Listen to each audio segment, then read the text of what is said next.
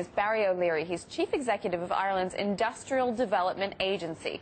It's tasked with attracting foreign investment into the country. Very good to have you on the programme, sir. So tell me, what does Ireland want out of this new EU rescue deal? Well, of course, more than anything else, we want stability, because our own economy is a very much export-led economy and is quite dependent on foreign direct investment. And of course, that means, we need to see confidence among international investors wanting to invest in Europe. We get a good share of foreign direct investment into Europe, particularly from the United States. So I think that stability is extremely important.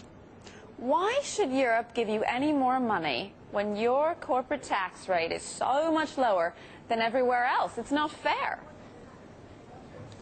Well, no, I wouldn't say that at all, because you must remember that Europe has to compete on the global stage, and quite often when we're competing for projects, it could be locations like Switzerland and Singapore.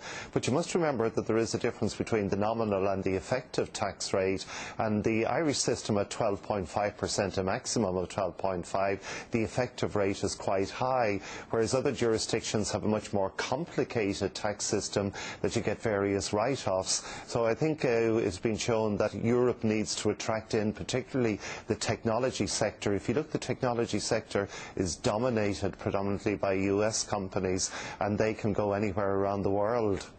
I suspect the Germans and the French won't buy that that answer, won't be assuaged by that.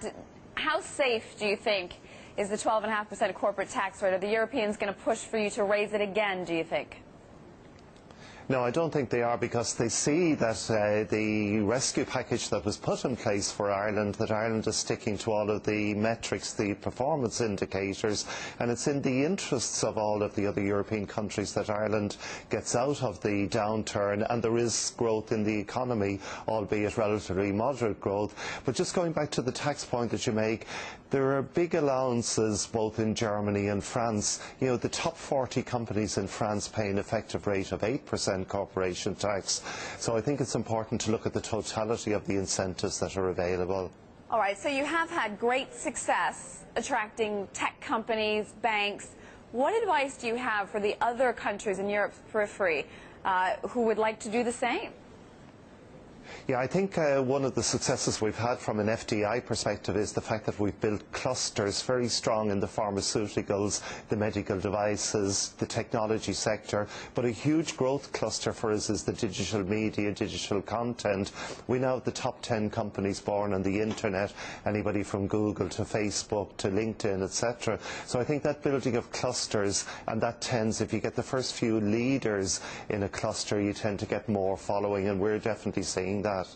You're talking about very international industries here. Do you think that other European countries have difficulty because of a language barrier?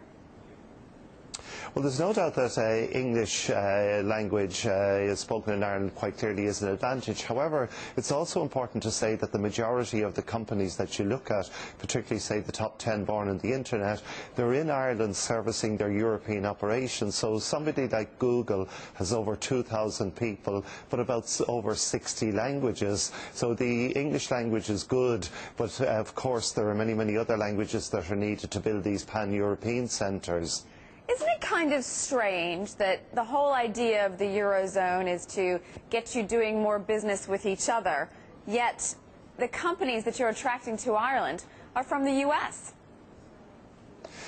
Yes, but I think if you look at it, the US companies, in the same way as European, they need to be global, and that means they need to be, the US needs to be in Asia, it needs to be in Europe, European companies need to be in the US, need to be in Asia. So the globalization of where you can actually do investments, like if you take big capital investments in areas like biopharmaceuticals, where we have quite a good market share, you're probably only going to build one or two of those in the world, and they're picking the most favoured locations. So I think the globalisation has really meant that active throughout the globe. Barry O'Leary, CEO of IDA Ireland, thanks so much for being with us today.